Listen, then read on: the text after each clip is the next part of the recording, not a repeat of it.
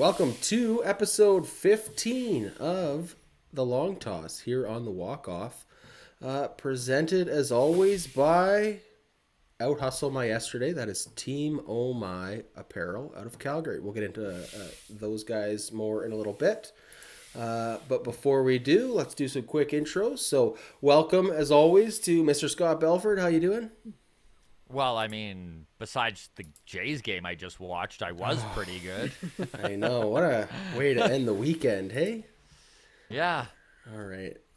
Jen, how are you? Nice to see you again. Good to be back. Same as Scott. I don't typically get frustrated. Like I think I ride the highs and lows of a baseball season pretty well, but that was a frustrating weekend. Yeah, it was definitely a frustrating weekend. We're going to be joined as well by Hey Kami. He'll be sitting down with us any minute now. He should be here. He has an open invite for a +1 who he could not fill that vacancy today on account of it being Mother's Day. Just before we got rolling here, Jen educated me that I should not say Happy Mother's Day unless I know for certain they are a mother. You never know what someone's background or anything like that is, and it might be a sensitive subject for some people. So I'm learning. It's nice guys. to see you learning life things. That's right, yes. I'm learning life things. Here we are. We got Joel joining us right now, so let's let him in. There we go with Joel. It's like, don't celebrate that Teoscar Hernandez is back until you see him in the lineup, right? Like, exactly. Everyone in that first game of the doubleheader was so funny on Twitter, just like, what's happening? Like, where is he? Hey, Joel, how you doing? Hey, Joel. I had real bad food poisoning last night, so I'm Literal bad tacos. Yes, actually, and there were tacos. Wow. No. It was I had 2 tacos. I went over to a friend's place. They did this big gathering for tacos, and I'm feeling about as good as the Jays. We're glad you could make it tonight. Thank you so much. Yeah, buddy. Was it just you though, or was it everyone else? It was multiple people. Oh, no. Multiple people woke up this morning just. So yeah, It's a good way to make sure people don't go to your parties anymore, right? Oh, absolutely. Get out of hosting. All right, so lots to talk about today. We've got the recap of the Guardians series. We're going to preview the Yankees and the Rays series coming up. Teoscar returns. We're going to talk Jose Barrios and any concerns we have there. Unfortunately, we'll recap today's loss and maybe question whether or not is it time to admit that maybe Cleveland is good? Who knows? We'll see. What we might see next week is a return of Hyun-jin Ryu. For better or for worse, that feels like that's going to happen next week. The offense is slowly starting to show signs of life. Emphasis on the word slowly. But we'll get into that. We head to New York for 2 and then Tampa for 3 this week with some days off mixed in, so that'll be nice. Jay's schedule kind of remains pretty difficult through the rest of May, but into June it really starts to soften up, so we'll have a quick peek ahead there. Zach Logue, who joined us on Long Toss episode 3, if you remember, made his first MLB start with the A's and has looked good. Boy, would it be nice to have Zach Logue right now to help with his pitching depth. So we'll get into the pitching depth and kind of the status of our prospects right now. We're going to talk the Reds and how bad they are. This is quite the tank job, and we'll get into that. And then I guess we have some questions and marks about the Colorado Rockies and whether or not they are the real deal. So lots to get into. But first, quick thanks to our Patreon. So John, Simon, Rashid, Joshua, Jeremy, Ian, thank you for supporting us on Patreon.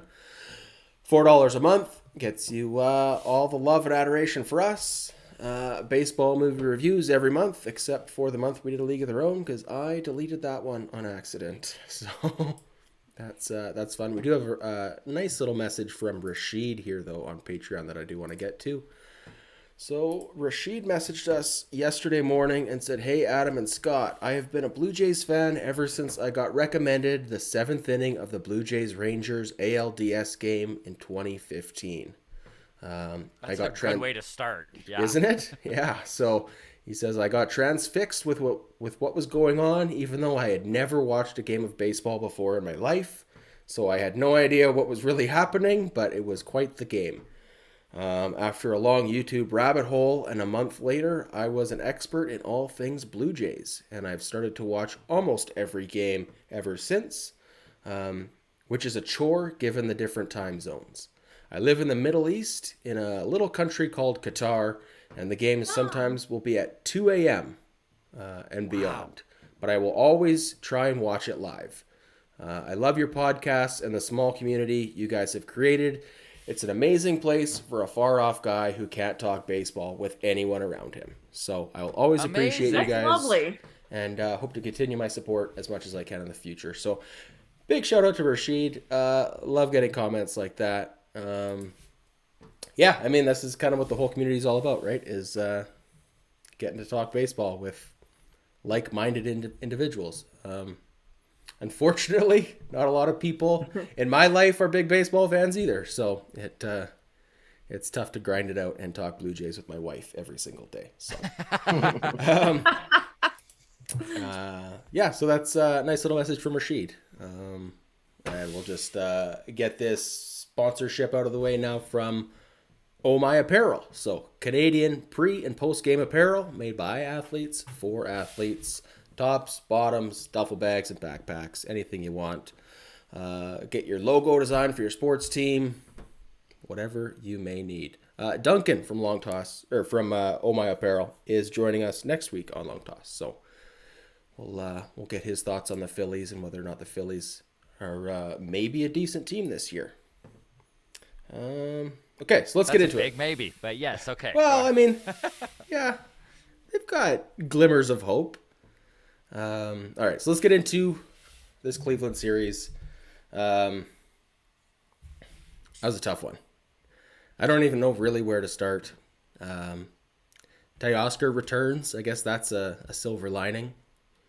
What did we go? Was it 2-2 in this series, or was it 1-3? 1-3. Oh, that's what I thought. No, it was 1-3. It was a bad series. Bad series coming off of 1-2 against the Yankees. So, Scott, you were saying the first 10 games of the year we were 7-10, then we were 6-4, and now we're 4-6 in the last 10. We were 7-3, 6-4, and 4-6. Yeah. Ugh. So we've really cooled off. We are 3 Have games I froze above up here? 500. Sorry. No, you're still good. Okay. Where do we start? Do you want to start with today's game? Let's start with the first inning. How about the first inning of today's game and how frustrating that was? Like, that is kind of summed up where the Blue Jays are at currently with their offense. Yeah. It's just like everything can go right their way. It can be right there for the taking. And then they do not take advantage of what was given to them. I mean, 2-0 with runners on first and second and nobody out. Like, no full bases loaded, nobody out. Teoscar with that huge single to score 2 runs, and then they proceed to do nothing. And you know what's funny is Matt Chapman strikes out way too much, but it doesn't even bother me. Like, he's the one guy on this whole team that when he comes up to the plate, I don't even care what he does. I'm just like, he's so good in the field, it doesn't matter. Everyone else, though, I'm just like, how do these same swings keep coming up? Like, how, like, the whole offense is in a funk. There's not one guy who's hot. Like, name one guy who's hot. Springer's been good. Yeah, Springer's probably it. Yeah, I mean, so that game started with Springer, a big hit off the wall. Bichette walks. Vladdy gets on. Teoscar singles to cash in too, and then That's it. Pretty ugly for the next 7.5 innings. I don't know what we're expecting here. I guess we wanted more from Teo as a catalyst in this lineup. He's clearly not at 100% though. Well, his timing's not there yet. I don't think they would have brought him back if he wasn't 100% health-wise. I don't think health has anything to do with where he's at. I think it has everything to do with he just missed the last month of the season and had 3 rehab games in low A. Yeah, exactly. Throwing right back into the the heat of things. Okay, well, I want to talk Teoscar then defensively. Jose Ramirez hit a triple in this game.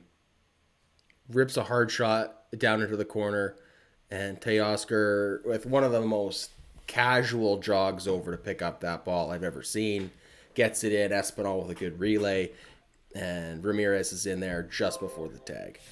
I want to say Teoscar is 100% because that was some pretty weak effort from Teoscar, but and again, he never really busts his ass in the outfield, does he? I think that is just he's such a speedy dude. It looks like he's not busting his ass. I know you hate that again. I hate that answer, man.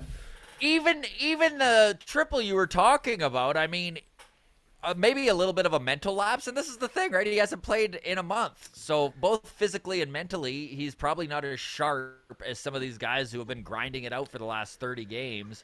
But I mean, I don't think he's not hustling. I don't know. I've seen a few times in past seasons though where it looked like he also wasn't hustling to get the ball in the field, right? Yeah, like we've seen I it don't this know. year a couple times too. Right. And I don't know exactly where that stems from or what's going, if he's just misreading the ball, like really is what I think it is. I don't think it's a lack of hustle. Mental lapses almost. Yeah. Right. That's what I think it is. Cause I can tell you that he cares 100%. I think he cares too. I think that sometimes he gets into those situations where in his mind, he's already registered this as a stand-up double or whatever the case may be. And it's like, well, okay, like I'm not going to hold him to one no matter how fast I run. He's not going for 3, so I can give it kind of an 85%.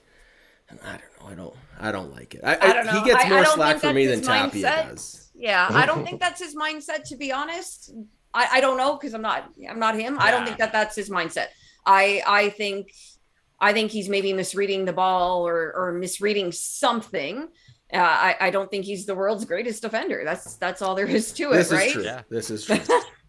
Adam and I have talked about lots of times how he has worked incredibly hard over the last 3 years to become an average fielder. Like literally, he's an average fielder, and that's fine for what he brings to the plate with his offense. I did not expect this conversation to turn negative on Teo, in all honesty. I'm sorry. I already feel bad about it. It is just like, I don't know. He's been back for 2 days. I know. Joel, how are you feeling about this team?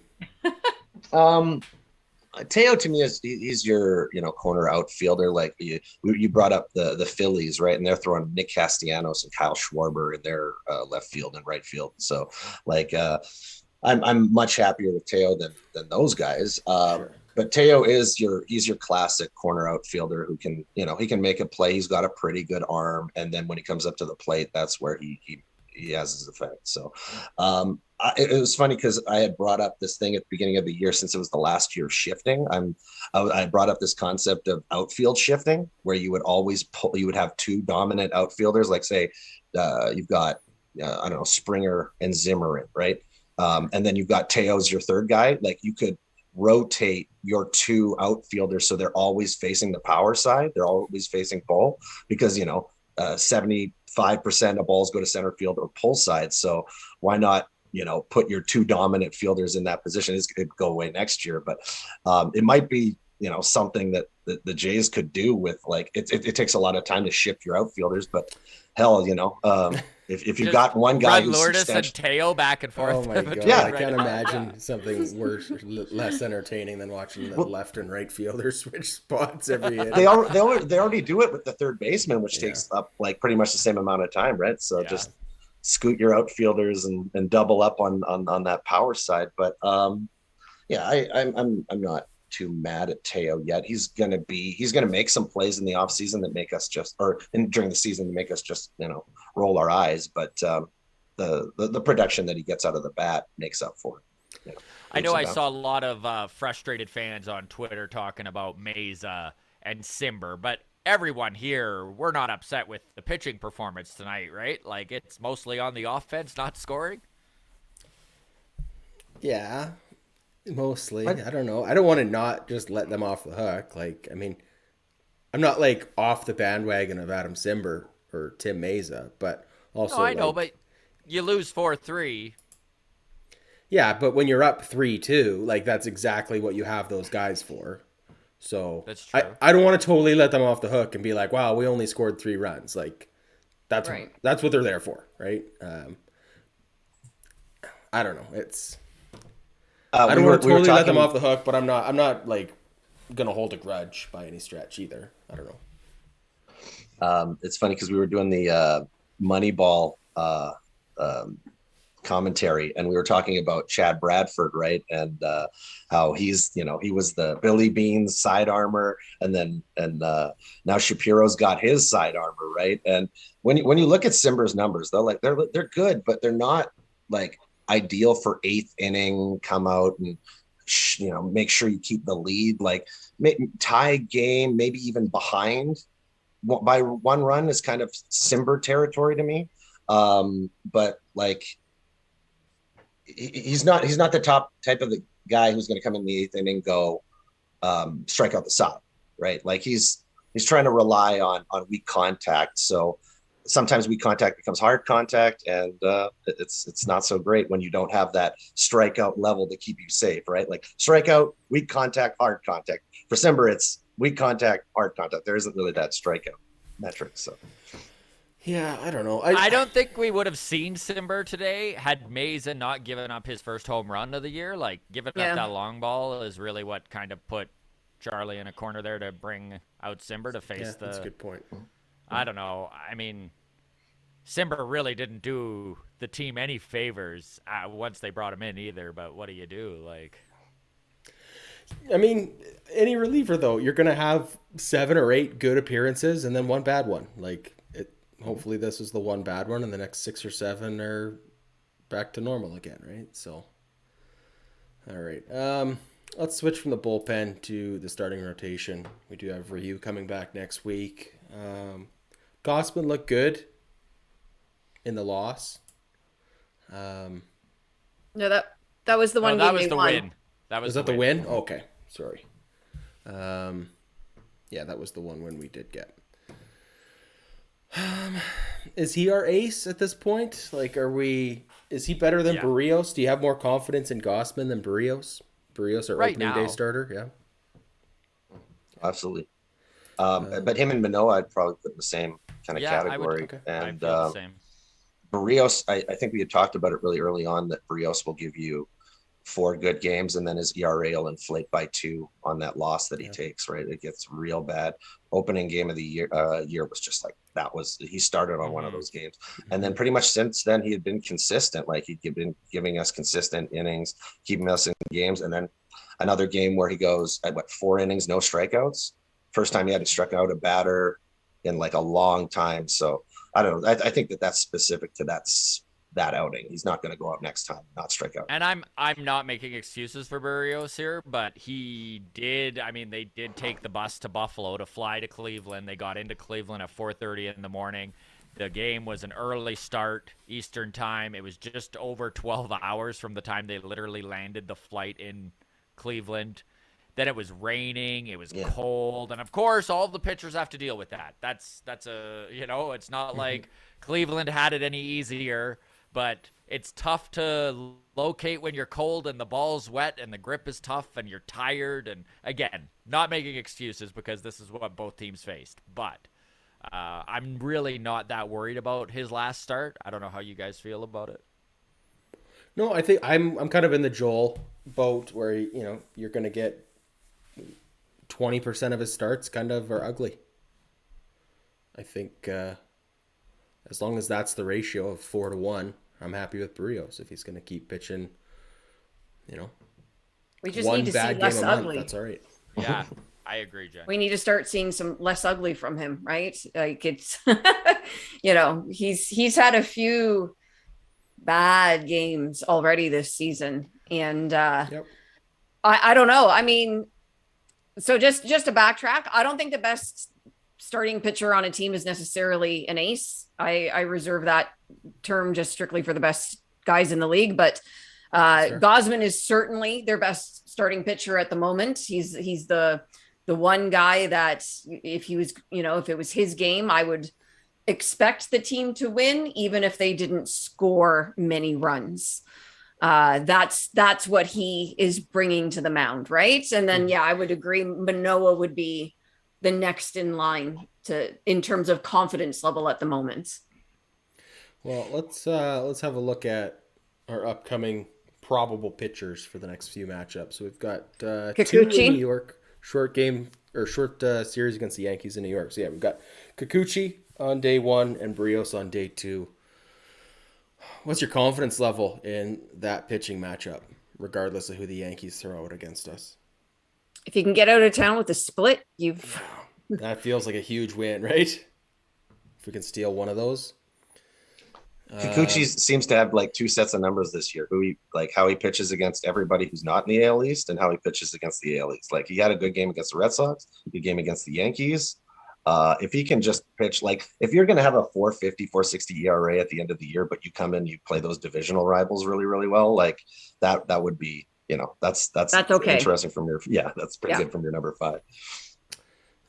Beyond that, we've got the Rays going down to the Trop. So we've got, looks like Kevin Gossman, Manoah, and probably Ryu pitching in that series. So are we excited for Ryu, or I guess we have no choice but to be optimistic? Is anybody still worried about him? I mean, we haven't seen him pitch in a couple weeks now, so there's concern to be had. I mean, I was paying attention to his start in Buffalo yesterday, and it wasn't as crisp as I was hoping to see, because his problems that we've seen in the MLB, which is a lack of control on some of his pitches and giving up home runs, is exactly what happened yesterday in Buffalo. So it's like, okay, well, we're hoping he smooths this out, but if he's not doing it in AAA, I don't have a pile of confidence he's going to find it in the big leagues. I don't know. I was going to say that I feel like with all the league kind of dominant in pitching right now, the pitching is all over baseball is so great, and control seems to be up and home runs seem to be down. So if your control is bad right now and you're giving up home runs, that's pretty much against the rest of Major League Baseball right now. So yeah, I'm a little worried. Yeah, I am as well. I'm not feeling, not just the coming back from the injury, but when you're sort of looking back to last season, right? It doesn't exactly, it doesn't look good. That's what I'm trying to get at. Inspire confidence. It doesn't. It really doesn't. And I don't know, because, they have to rely on him. If he's healthy enough to pitch, they have to put him out there every 5 days or 6 days, right? So I don't know. I guess we'll see how he does when he returns, right? Will he stay off the IL? I have no idea. I'm not confident in that either. I'd feel a little bit better about Ryu if the offense wasn't so cold too. Like bringing him in if we were scoring 6, 7, 8 runs a game would be, I'd feel more confident about giving him some rope. It does feel like a lock that he's going to give up 4 or 5. Yeah. Right? Until he's not, until he proves us wrong. But right now, that's been kind of his MO. Well, let's measure him against Ross Stripling and what we're getting from Ross Stripling right now, because Stripling is pitching well, but he's not pitching deep into ball games. That feels like management's choice, not necessarily Stripling's. What would you rather see in terms of like a week-long stretch of games? Would you rather see Stripling pitch for 4 innings and tire out the bullpen? Or would you rather see Ryu come in, give up maybe 4 or 5 runs, but he goes maybe 6 1/3 innings? And these are only 2 options? These are only 2 options. Look, this is what it is. Like, I mean, that's best case scenario for Ryu potentially, right? I don't know. It sucks to have a worn out bullpen. I think that's kind of what we've been seeing recently in the last week and a half, right? We just talked about Meza and Simber right off the top. Casey right? Lawrence keeps getting trotted out, which I am fine with not seeing that anymore. But So, but okay, look, this is the one silver lining that I can be honest about with a return from Ryu is that like maybe we can just get some deeper into the ball game outings from him, like regardless of what the numbers look like. It sucks to just set a game on fire every 5 days and be like, well, the bullpen's gonna be fresh for the other 4, but I don't know. I was kind of hoping someone else here would have some optimism about Ryu, but it doesn't sound like anybody is. So honestly, had he come out last night in Buffalo and mowed them down, even if it was just 3 innings, I would have been thrilled. But the fact that, like, right from the start of the game, He was giving up hard contact, struggling with control, and then gave up a long ball, and you're just like, well, this is why he was put on the IL. well, okay. If he doesn't make a return next week against the Rays, right? If we give him one more start in AAA, his next scheduled start would be against the Reds.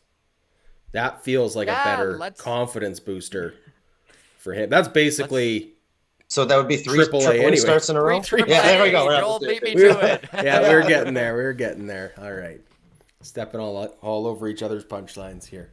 But doesn't that feel better than just throwing him right back in against the Rays for a return? Yes. The Reds are a step between a major league team and a minor league team, so that is a. There you go. All right. I was going to say it'd be interesting to like almost look at the games when Ryu's back and almost like platoon your number 5 guy, which you don't want to do with a $20 million pitcher. But like you got Stripling coming up and you look at that matchup and you go, oh, Ross against this team does this and Ryu does this. We're going to start this guy. And then over the course of the next, week, we will potentially use Ryu out of the bullpen and then like almost set up their starts. Like you're guaranteed with starting, Barrios and Gosman and Manoa.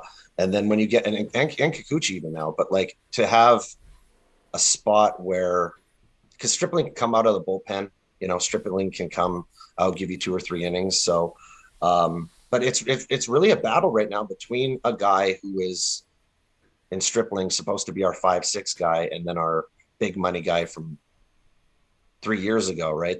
So it's you're playing the money, right? They feel obligated to play the money because you put such an investment in it. You're willing to see that fail, even though you've got so much money in it. So it's a really interesting idea, but like money aside, Ryu is so married to his routine. Yes, right? True, very true. Very true. I think right from that point of view, it wouldn't work, even though the idea is interesting. So in a platoon situation, if I'm following this correctly, you're just suggesting that Ryu would get 10 days off between starts potentially? Well, if you're coming out consistently giving 5, I'm trying to like see it like 3-4 weeks down the line and he's not succeeding, and it's like, how do you get innings out of that, right? Like, what do you? Well, what if rather than a platoon, what if we just paired them up and we throw Stripling out for the first 2 or 3 innings, and then you get Ryu in for, the next, I don't know, 3 through 7 or whatever, and I don't know. And I wonder if they are going to do something like a piggyback, if they would start Stripling and that's what. Okay, let's talk that, because that's what I would rather see. Because Stripling, I don't know, Ryu. Maybe the numbers don't back me up on this, but my gut, just looking backwards, feels like Ryu's worst starts start with like an early implosion. Right? Like he has a bad first inning. So maybe just by getting to skip the top of the order once even would be enough for Ryu. I don't know. Just starting. Yeah, I don't know. What do you guys... Is this just too crazy? Is this too much tinkering for baseball? So you give like Stripling the first 2 innings and then bring out Ryu? Yeah. Type of idea? That's what I think. I don't know. This feels like a very desperate idea, but I mean, like if it is May 8th, so yeah, it is May 8th. I think they need to see like they're gonna have to put him out there, and they're gonna have to see what they've got, and that's that sucks, because that might mean 2 or 3 really poor starts that they can't claw their way out of. But I think that that's what they kind of have to do to see what they've got, right? Just to see what they have in him right now. And then go from there. That then maybe you're looking at some potential desperation moves. Well, the more I look at this schedule coming up on the second half of May here, I would really rather give him one more start in AAA and skip his start against the Rays, because if we can at least give him a start against the Reds and then a start against the Angels, who aren't bad, but at least they're not divisional. If it takes him those 2 starts where we're setting games on fire, but it's not against someone we're going to be fighting with for a playoff spot, I think I'd rather see Stripling against the Rays next Sunday. It's kind of funny because really the whole risk of signing Ryu when they did was the 4th year, right? Was the fact that they had to go that extra year to lock him up. Because if this was just his 3rd year and he's a free agent at the end of the year, they're not in quite the crunch to, like Jen just said, trot him out and see what they have, right? They could be a little bit more, mitigate the risk and kind of get what they can out of him and just let him, even if they, need to just kind of continue to do what they're doing and let him go at the end of the year. But there's another year on this contract of $20 million, and you really do want to get some value out of it. So they're kind of between a rock and a hard place. Like they have to put him out there. They have to see what they have. It's like Jen said, like they have to. Yeah, I suppose that's so if they put him out there and they just determine that he is past his prime, he's unsavable, unfixable, worst case scenario. Did they just set that contract on fire this offseason then and DFA the $20 million? Or at Is least that what we're talking about? Get a unique trade going, We pay half his salary, you take the rest of him. And we package a prospect with him or something. I don't know. I like. Yeah, well. I hate that we're talking this. This is a bummer of a topic for sure. All right, but just before we move on, let's just have a quick look at Cleveland's team as a whole. It's a feisty little team they got going in Cleveland. They do. Very hit to contact. Yeah. For the first 3.5 weeks of this season, I mean, watching those numbers put up by Jose Ramirez, it was tough to ignore the fact how close we were to getting him. Yeah. And now playing against. Go ahead, Jen. I'd love to know who was supposedly in that package last season at the deadline that the Jays turned down. We know Kirk's name was floated out there, but who else was in that package? Like, which player made the Jays say no? Was it Kirk or was it somebody else? Yeah. Because if it's Nate Pearson, I'm flipping this desk. No. No, but even if it was Kirk, like I would have done that trade all day long, right? Is what I'm saying. So it bugs me. Like, what was that supposed package that didn't get done? Because it really does feel like the one that got away at the moment. Yeah, I mean, watching him play, it makes those numbers that he's putting up that much harder to ignore when he's putting those numbers up against us, right? So, yeah, he would sure look friggin' sweet at second base there with a Blue Jays uniform on. So, all right. This Cleveland team, I think, is going to be in the mix all season long. I think they're better than maybe we gave them credit for in and they're in a February. bad division. Yeah. No, absolutely. They're better than we gave them credit for, but they were also playing a team that wasn't in the Jays that are underperforming. Yes, 100%. The Jays should not have looked as bad as they did against Cleveland. Mm-hmm.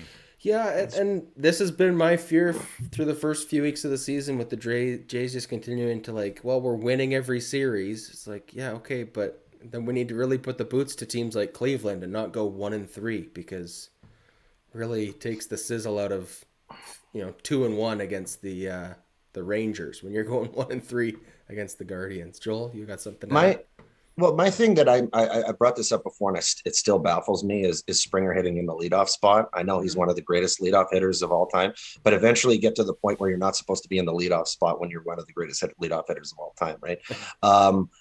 to me, your three bats are, Springer, Vladdy, Teoscar, and that should be the three batters that you have to go through in order.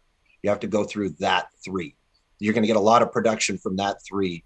And I see, like, it's weird, but like, you got Espinal right now, who's got a 790 OPS, 356 on base. That's a leadoff guy. Yeah, I He was can just steal a gonna base. say. Yes. That's a leadoff guy.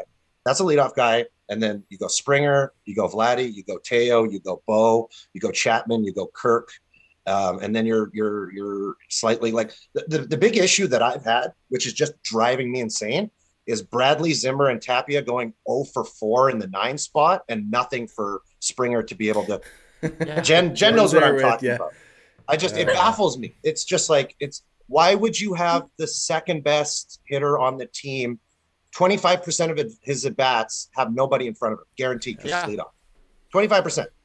Then on top of that, it's like every other at bat is pretty much a leadoff bat because Tapia and Zimmer are hitting in the 9 spot. So it's just like you're just killing the offense that you get out of spring. It just baffles me. I don't understand it one bit. I don't understand it either. I was ticked in that first game when Tapia was leading off because they were giving Springer the game off. Like, why not just move everybody up, right? Yes. For that game. I don't understand why you're putting Tapia in the leadoff spot. It's a waste of an at bat. He's gonna. I didn't. That really, and I've been a Montoyo defender. That really irritated me. Seeing Brad Zimmer as a DH is absurd, right? Like, these are things that shouldn't be happening, especially when a team is struggling offensively. And I don't know what it would take, but I know Guerrero says he's not comfortable hitting second, but he also wasn't comfortable playing first base. And we've seen how that's gone, right? Mm-hmm. So I think, I can't remember which game it was, but the game ended with Vlad on deck, right? And so, it's not the first game. So I think you need to kind of put your arm around him and say, hey, those are your at-bats if we scoot you up in the lineup here. Mm-hmm. And I think you could sell him on that. And I think, like playing first base, he would get accustomed to it at some point. And ultimately, if it might benefit him in terms of those offensive numbers if he's getting some extra at-bats here and there. Anyways, that was what really, I think, from game one just threw me for this entire series. I'm with you, and I mean, it's almost not fair to just sit here and crap on Bradley Zimmer. Like, obviously, he is the 5th outfielder on this team and is being thrust into a situation that maybe he shouldn't be in. But I can't wrap my head around what Montoyo is thinking with trotting him out constantly, watching him go 0 for 4 or 0 for 5, just not getting on base, terrible at bats, not moving men in position, not moving men up on the base path when there's an obvious chance to do so. Like, what good is your speed if you can't lay down a bunt? I don't even understand it. And I'm almost at the point now where you look at the Buffalo Bison and you're like, okay, is there an enthusiastic young kid that's doing well that maybe would just be better in a situation like this? Like a guy like Samad Taylor, 25 years old, plays second base, plays third base, plays left field, is hitting 350 in Buffalo right now. And I'm not saying Samad Taylor's going to – that's not what I'm saying. But, I mean, just to put a little enthusiasm in and just switch things up, do something. The last 10 days has been ridiculous. How are they not trying to change things up a little? I don't get it. Yeah, I think with Bradley Zimmer, just to point out, like, he 20 games into the season has a batting average under 100. Like, that should disqualify you from DHing. Well, yes. He's our 5th outfielder, and, like, we need him because we're, like, short, and we're going to get the defensive value out of him for whatever that's worth. Like, he's still, like, that batting average is absurd. But the idea of putting him in as DH, like, I'm sure Ross Stripling could hit on base, like, 1 out of 10 times, and it would be an improvement over Zimmer. I was in on Zimmer early in the season. I liked, like, he did seem to hustle. You guys know I'm like the give me the hustle and that's all I care about kind of guy. But I feel like Tapia has maybe surpassed him on the pecking order of those outfielders because it is tough to watch Zimmer swinging a bat in there. I think I'm pretty well over him. Boy, am I ever missing Josh Palacios right now. Just in terms of these like young outfielders that, he was our guy last year, right? Like, I don't know, Samad Taylor. Yeah, let's bring up a prospect who's like maybe a bit older and mature, and like we're not worried about necessarily like tinkering with their career trajectory. Like, I mean, no disrespect to Samad Taylor, but like, I think the organization would be a little bit more comfortable messing with his development than an Aurelvis Martinez or a Jordan Groshans or a Gabriel Moreno, right? So I just like from the standpoint of the number 9 spot though, and it just being this dead spot that leads into Springer, and then Bowen is inconsistent 650 OPS this season, right? Like you wouldn't put a guy who bats 080 in front of Vlad and then a guy behind Vlad who's got a 660 OPS. But that's pretty much Springer's doing. Springer's putting up those same numbers, but we're doing that with Springer. I understand offensively on the lineup. Like to me, I would put after Chapman is where I'm putting Tapia and Zimmer in the lineup. So if Chapman's hitting 7, then I'm putting those guys 8. And then in the 9 spot, like tonight, Santiago was in the 8 spot. You got a 350 OPS guy who had a hit and a walk. If he would have done that in the 9 spot leading into the top turning of the lineup over. Right? Like I'd rather you understand that the 8 spot can be completely devoid of offense, but don't have that leak in to the next at bat. Don't have that overlap into the top of the lineup and be an out that you stifle the offense from the top of the lineup, right? So that's why I'm very much like 790 OPS Espinal, Springer in the 2 spot, Vladdy in the 3 spot, Teo in the 4 spot, Bo in the 5 spot, Chapman in the 6 spot. But like I would even take, like talking about 9 again, I would even take Kirk in the 9 spot. I know he's slow, but that on base is there. He gets on base, weirdly enough, right? He's slow as hell, but at least he's getting on base. So to have a guy who's on base is so low in that 9 spot, and then to cycle over the lineup, it diminishes everything behind it. So 9 is like a 1B.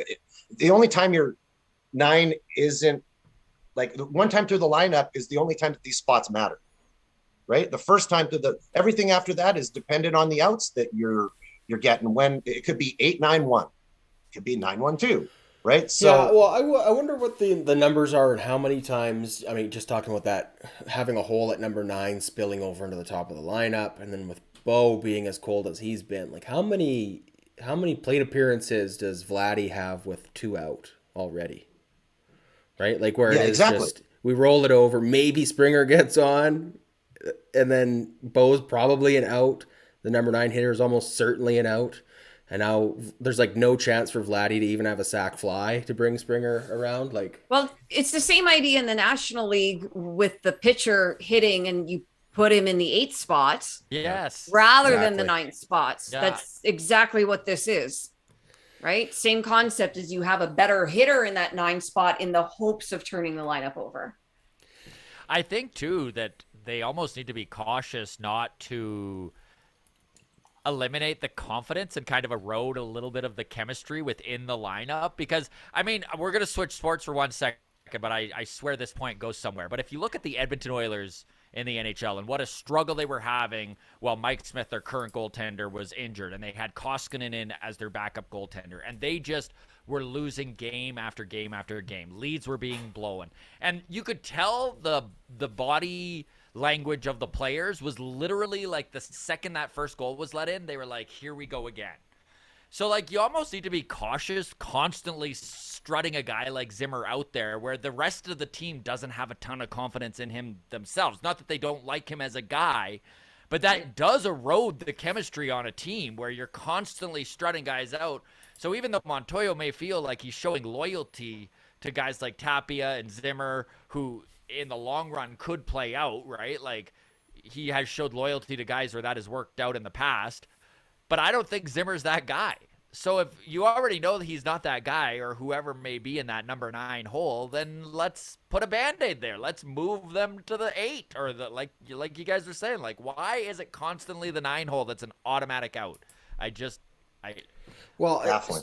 Scott, and just to your point about like showing loyalty to these guys, like what have they done to deserve any loyalty from this team? Like if we're gonna give loyalty to anybody, let's give it to Kevin Biggio. Not to like, I know Jen's gonna roll No, her you're eyes at right. that comment, but like at least that's someone who's been in the organization for the No, I better get what part of you're a saying. decade, right? Whereas like Dapia and Zimmer, like, yeah, what loyalty are we really have they earned at this point? I don't know. Let's.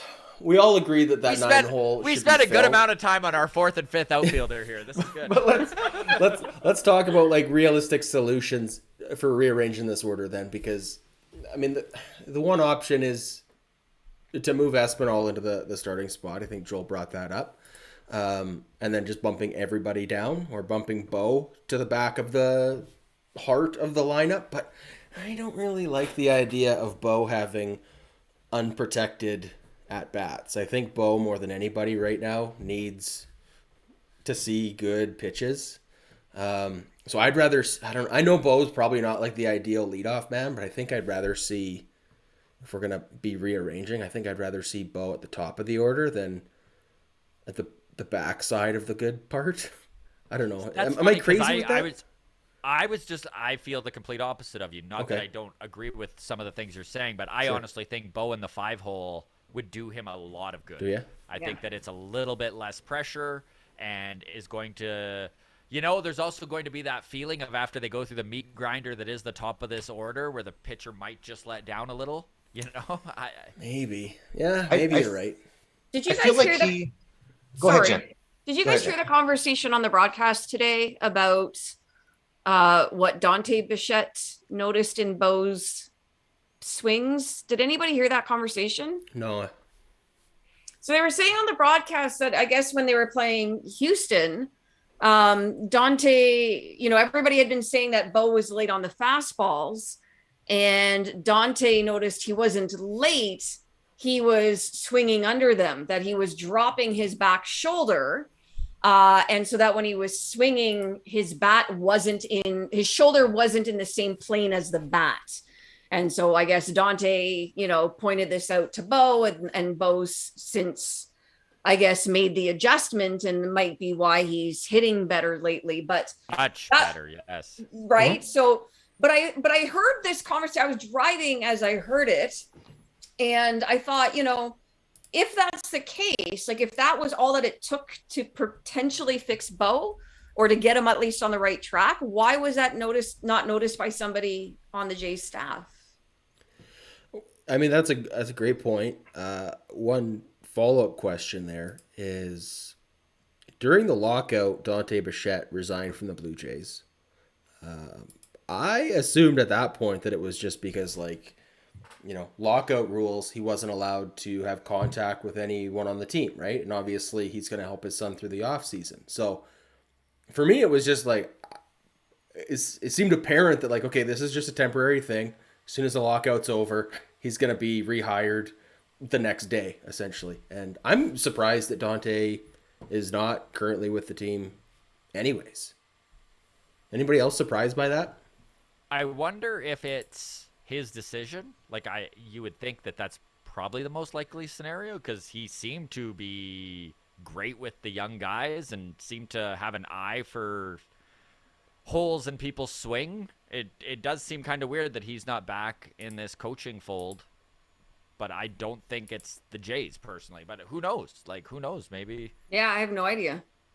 Dante's like, as long as he's not teaching defense, he's like one of the most talented hitters. He was actually a speedy guy in the core of his career. Like, and that's great hitting coach material. Like you would think that guy's job later on would be a hitting coach. The Mets have like Eric Chavez as their hitting coach. I'm like, wouldn't that be your like infield coach teaching a defense? Yeah, I'm kind of confused why Dante's not more involved with the team right now, because I do like Teo. A lot of Teo's boost in the last little bit was him saying that he took away a lot of motion in his swing that Dante taught him to do, and pretty much go to the Bo's 2-strike approach right off the bat is kind of how Teo swings all the time now, and you saw a huge jump in his numbers. So yeah, and yeah, I don't know. Bo's or So Dante's just a guy he's just got so much tenure to him about hitting, right? He's just pure hitting. So so is this on Guillermo Martinez a little bit? Like, is this on our hitting coach a little bit? I feel like this year is like okay. So last year we led the league in home runs by a big margin, Mhm. 265 home runs. This year the ball's not traveling as far. Okay, if you want to see a team that hits balls to the warning track that should go another 15, 18 feet, like they did the comparisons in Tropicana Field to like launch angle and exit velocity. It's 25 feet different. It's 25 Wow. feet on a ball that's hit to the warning track would have gone 25 feet further last year. It's big. There was one they compared it to 2019 and it's 50 feet. Wow. 50 feet in 3 years. Balls are if you hit a ball 104 miles an hour at a 28-degree launch angle, it would have gone 430 in 2019. Now it goes 380, and it's just like so that our team is incredibly affected by that because we hit the most home runs. Yeah. Our offense is right now. I think we're the most dependent on home runs. That's why you see our runners in scoring position numbers are just ridiculous because the approach where we go to Cleveland and their approach is always just hit the ball where they're not and get a good at bat and find something you can handle and hit it to wherever you can in the field. We're still under that context and mindset that we're going to be able to outslug everybody we go up against because we're young and we did it last year. And the change that happened is it's massive. The deadening of the balls, the humidors, we have to understand that those balls aren't just going to sail out all the time and we have to score runs with different methods. So strategically, like the analytic department has to know this, right? Like, I guess this team is built as it's built, and there's not a lot of changing course right now, or what? Um, everybody Joel's like like, two. I would have a job in baseball if I knew this, Scott. Well, I was going to say actually the exact opposite. Two years ago, people said everybody in baseball knows everything.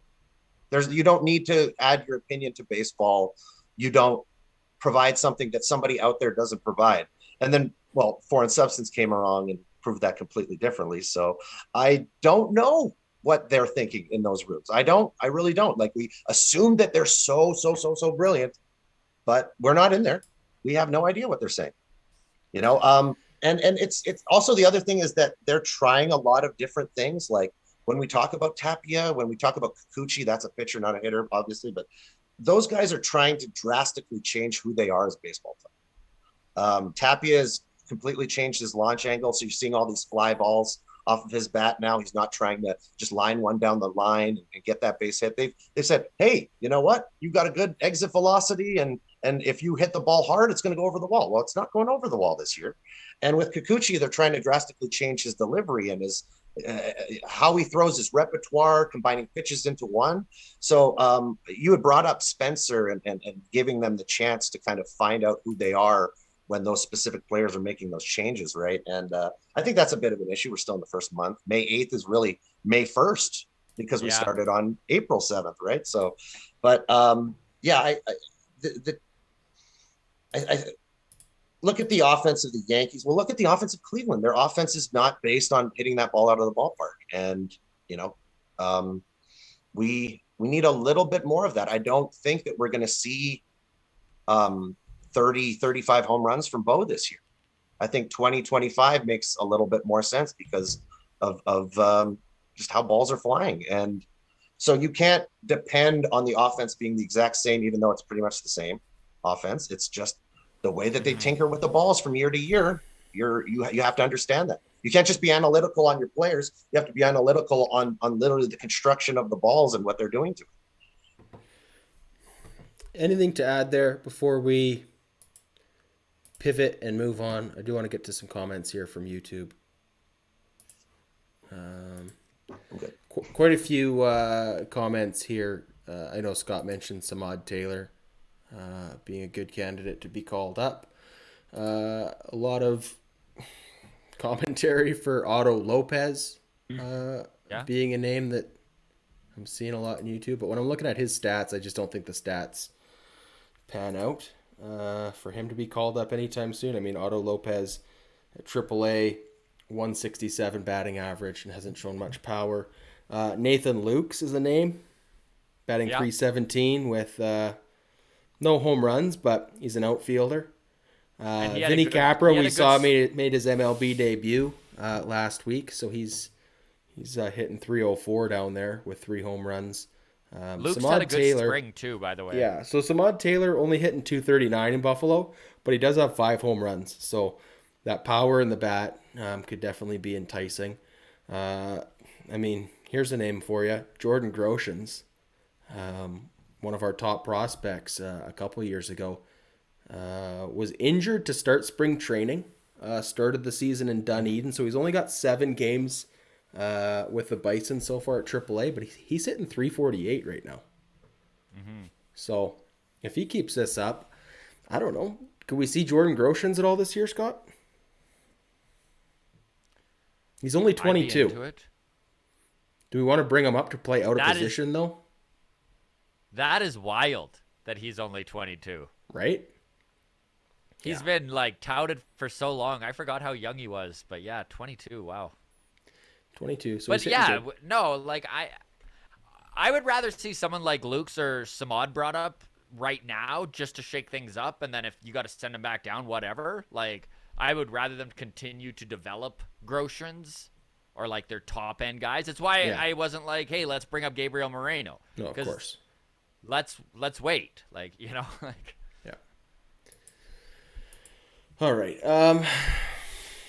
Let's move on now. Let's look ahead to the New York Yankees series. We kind of touched on the pitching lineups. We've got Kikuchi and Barrios going against the Yankees for 2 in New York.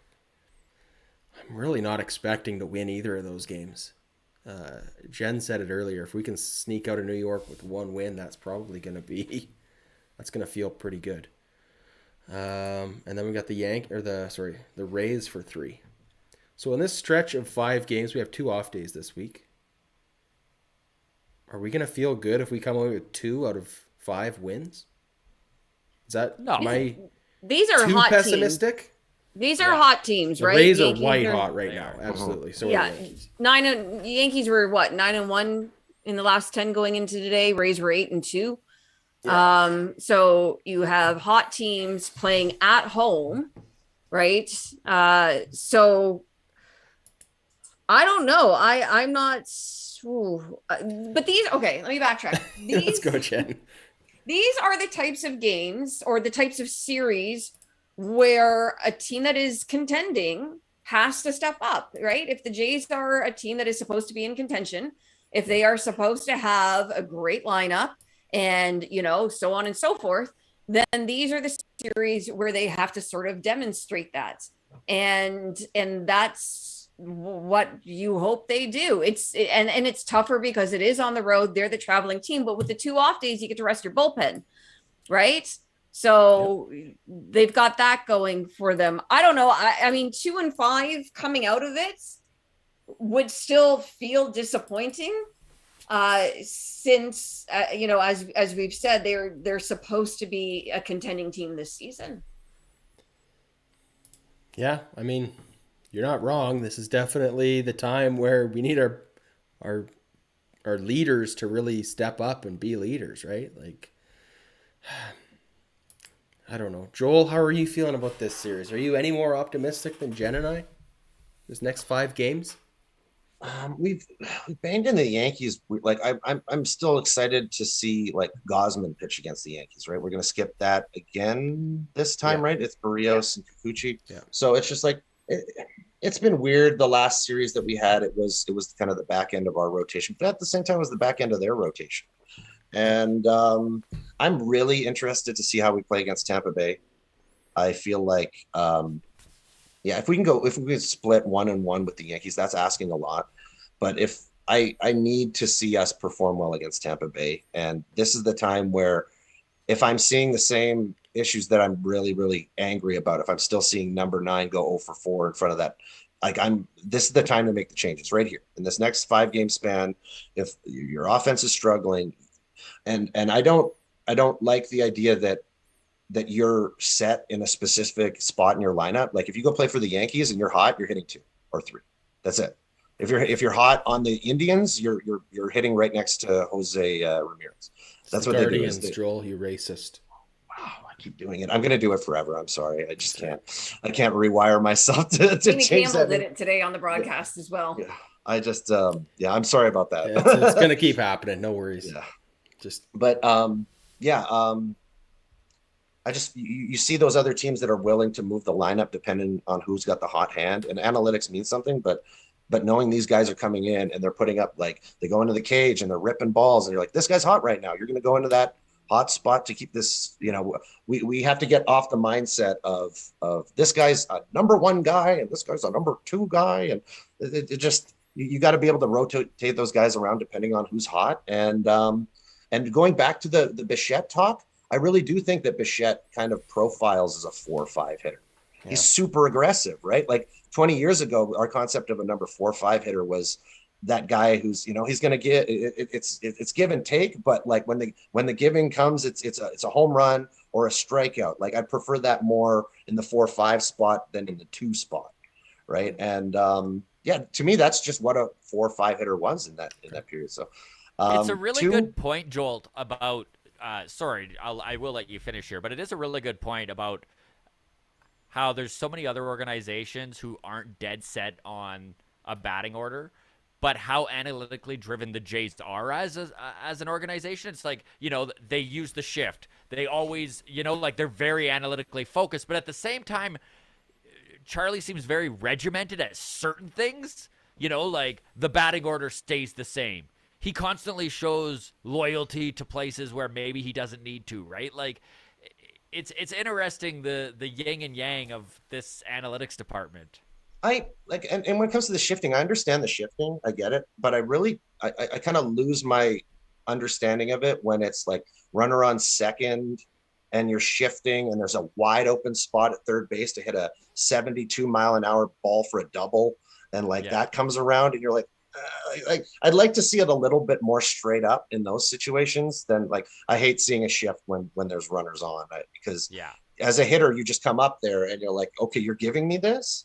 Like, that's an RBI right there. If I hit it. Isn't that always the thing though? Like Joey Gallo isn't hitting against the shift runners or not, right? Like, isn't the problem with hitters is that they're not hitting that other way? So why? I think a team like Cleveland or Cleveland Guardians.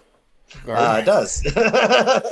I think you look at Francona and he's putting up a lineup there that are they do have some home runs, but it seems like batting average is what I'm seeing from that team. Extra base hits.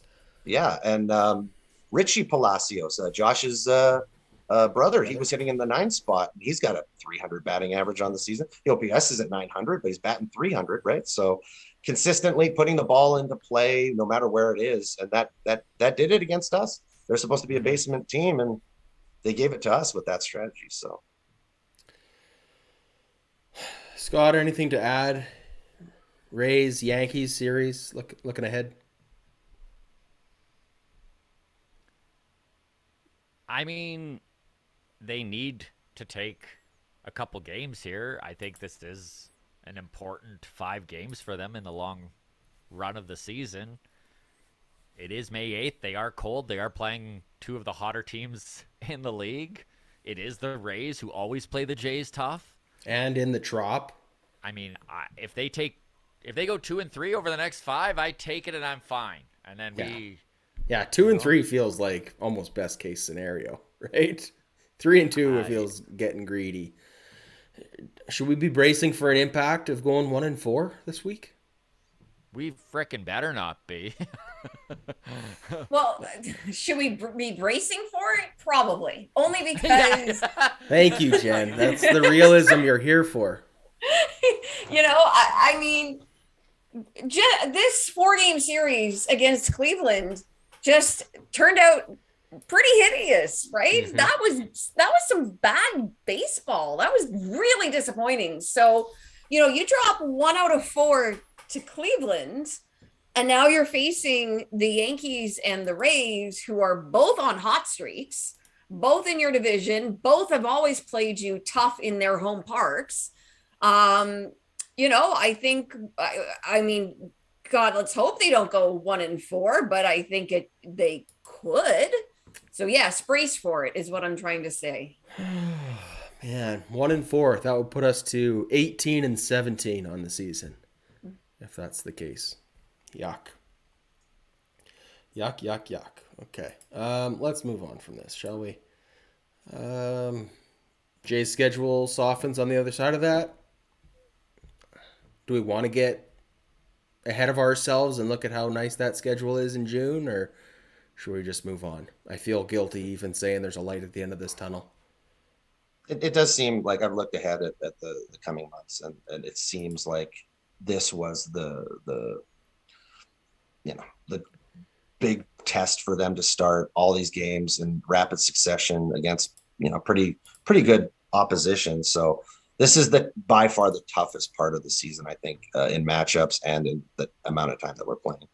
And the fact that you're coming off, like, to put that on you at the beginning of the season when everybody's coming off such an amount of time being away from the team, you're like, I don't want to say 18-17 is good. I don't think we're going to be 18-17. I think it'll be a little bit better than that, but 19 and 16. For what's like that's different. That's better than 18. Yeah.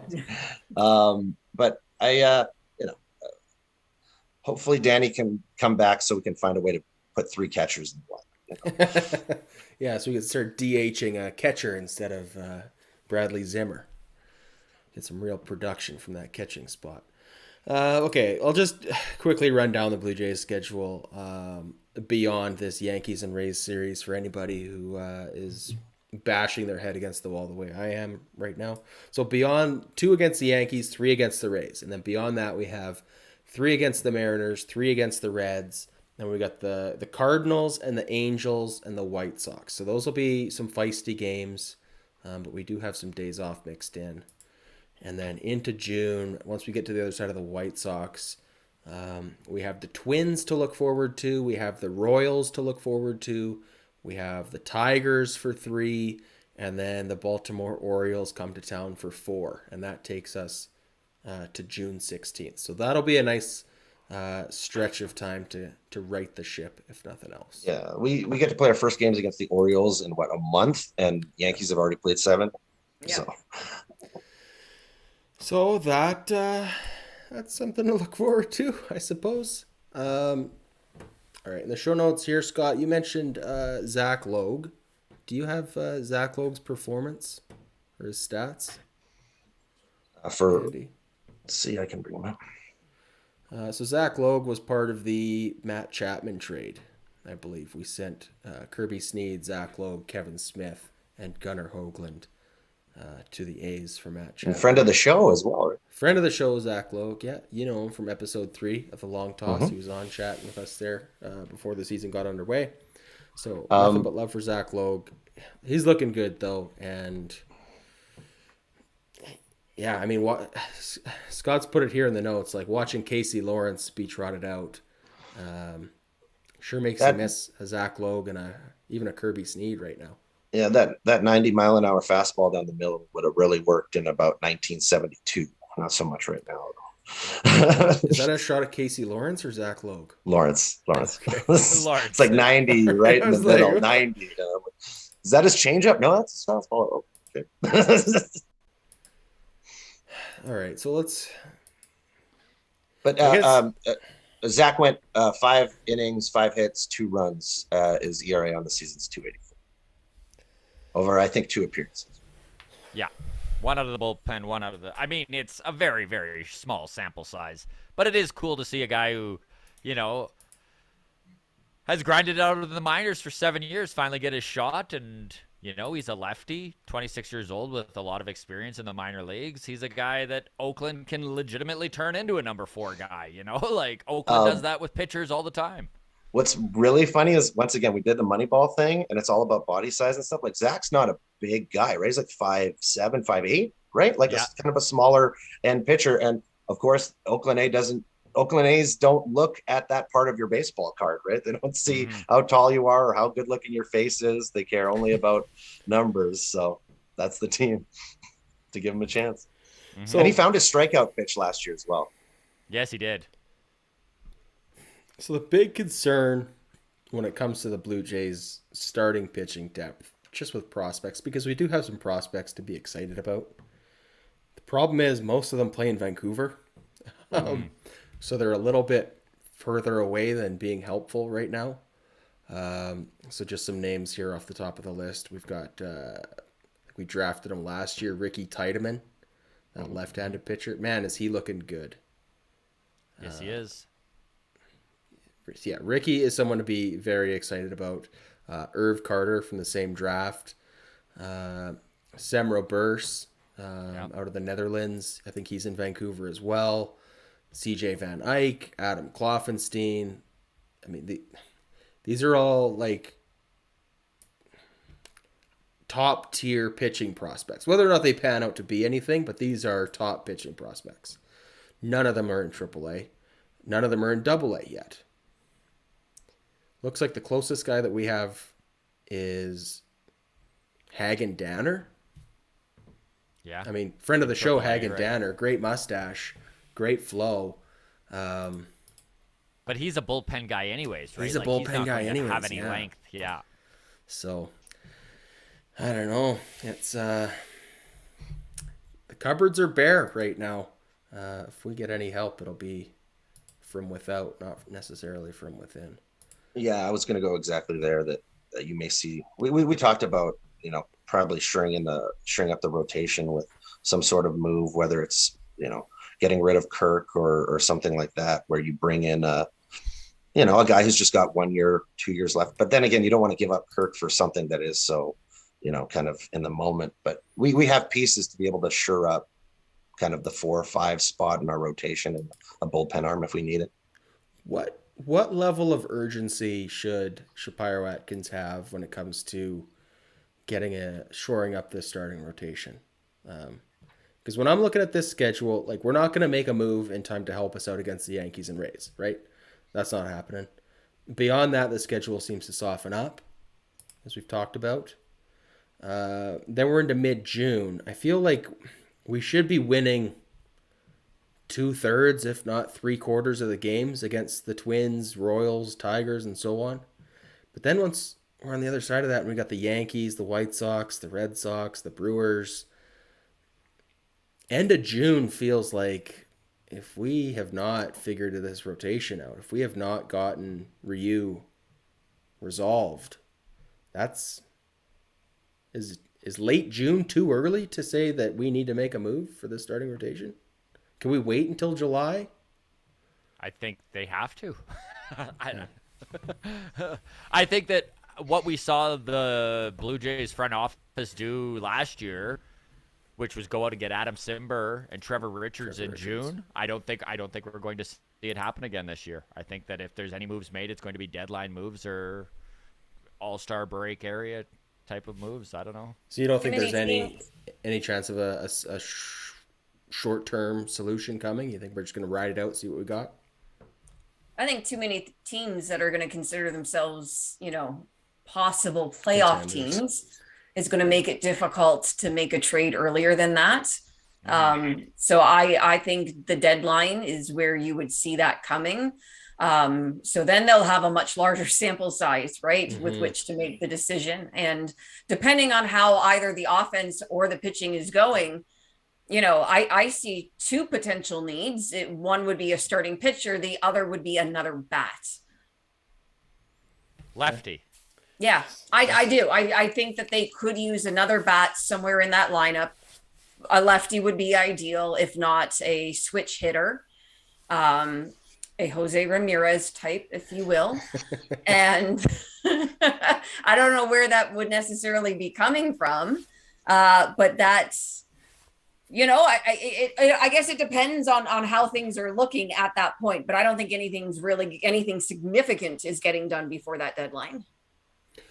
Can I just ask everyone, we can go around quickly, in terms of improving this team with a bat, where does that bat slate in other than DH? Okay, so here's an idea. The Blue Jays already have a relationship with the Washington front office. We've seen them make moves with them before. Josh Bell is a free agent at the end of the year. He is a switch hitter and plays first base and plays a little bit of the outfield and would fit nicely into that 5 or 6 hole in the batting order. He's a decent bat for sure. Definitely a lot better than any lefty we've got in the lineup right now. And you're probably not going to give up a ton for him. Like, obviously, they're going to need to pony up a few prospects, but it's not a Jose Ramirez deal or anything like that, right? Yeah, no, that's a good name, Scott. He's on the last year of his deal, so it'd just be a rental, right? That would keep the trade price down for sure. Yeah, no, that's a good one. And we don't have does anyone on this team switch hit? Now that I don't think Biggio's so. in? Heineman. Heineman, right? Yeah, is it Heineman? Yeah. I don't think that really counts, but it does not count. Well, put that out there.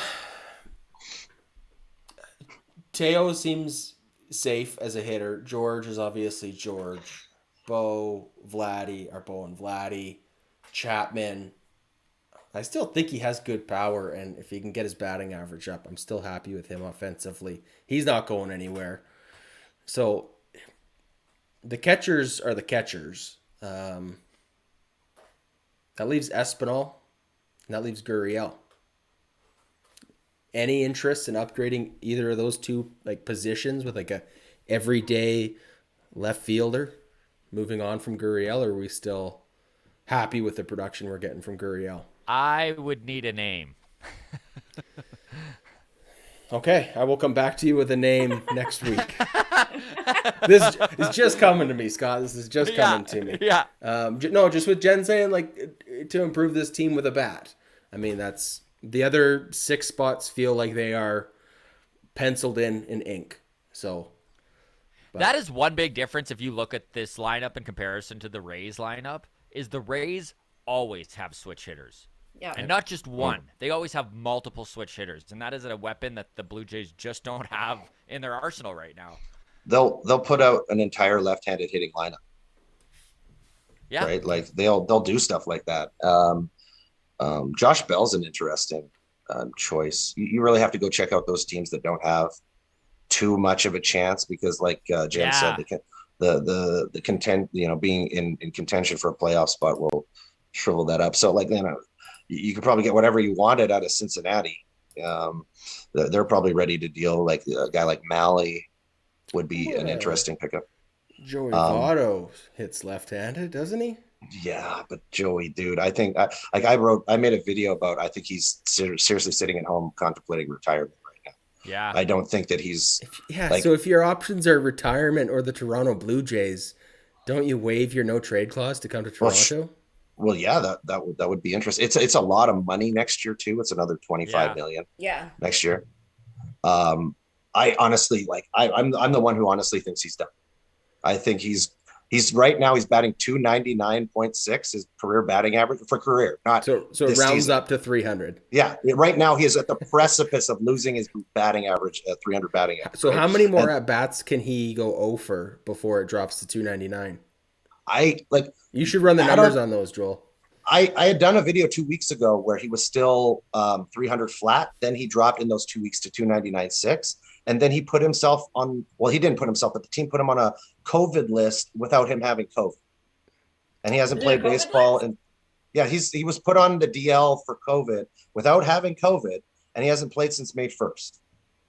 And I'm like, the Biggio, they call that. No. Yeah, I really think he's just sitting at home and he's like, well, am I a Hall of Famer because I batted 300, 400 on base, 500 slug? So break that down for anybody, because I'm familiar and I've seen your TikToks on this subject. But for anybody who doesn't necessarily know exactly what you're talking about, break down that 300, 400, 500 club, how significant it is, and Joey's role in it.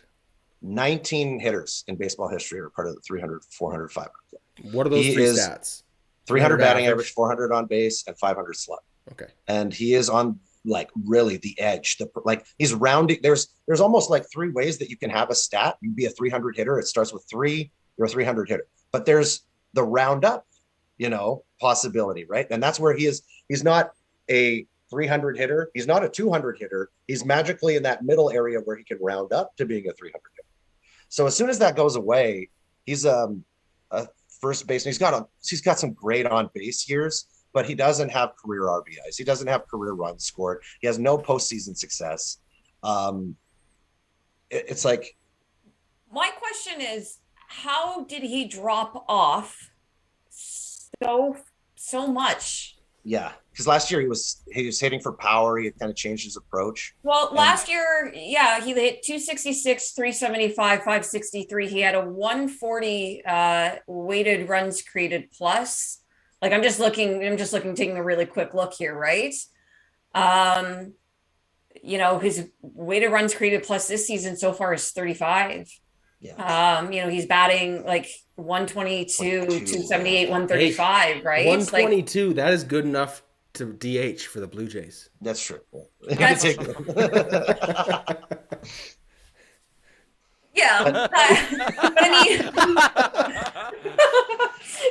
mean, but I just, you look at this and you're like guys have it, you know, guys will decline, of course, right? And you know, his 2020 numbers weren't great, but 2020 was a weird year. You know, but you know, you tend to see guys sort of make a steady decline, whereas he just fell off a cliff. Mhm. And is it because of how hideous the rest of the lineup is around him? Is it because he finally joined social media? Like, what? His dances on TikTok are top notch. I What think all those about things what together about make sense. what about 50 less feet? Every bomb Yeah. he should have hit. Like I don't Yeah, know. I and think there's a turning the lot of approach to reasons power. why. Yeah. Yeah, it's I think it's all those things. It's age. There's no protection in him in the lineup. So why? I mean, the Reds are awful. Like Yeah. they are awful. Yeah, and so it would be really really interesting right now if in the next 2 or 3 days when his 10 days on the IL like elapse and he's able to come back, does he come back or do we see Joey Votto hang him up because that 18 like him and Larry Walker are the Canadians to do it. Larry Walker took 10 times on the ballot to be a Hall of Famer. Larry Walker is a better baseball player than Joey Votto. So just by that mentality, are you not a Hall of Famer now? It's just like you might not be, you know, you might not be a Hall of Famer if you're not a part of this club. Because if you're a part of this club, it's guaranteed. There's 19 guys in it, and you're one of them, and they all include Ted Williams, you know, Babe Ruth, Lou Gehrig, Larry Walker, and then you're not a part of that club. Well, why should? Don't get me wrong, you're incredibly one of the greatest Canadian baseball players of all time, but your claim to fame disappears when you leave that club, and they don't let you back in. Some of his other big numbers include 330 all-time home runs, 1,068 RBIs. Not enough.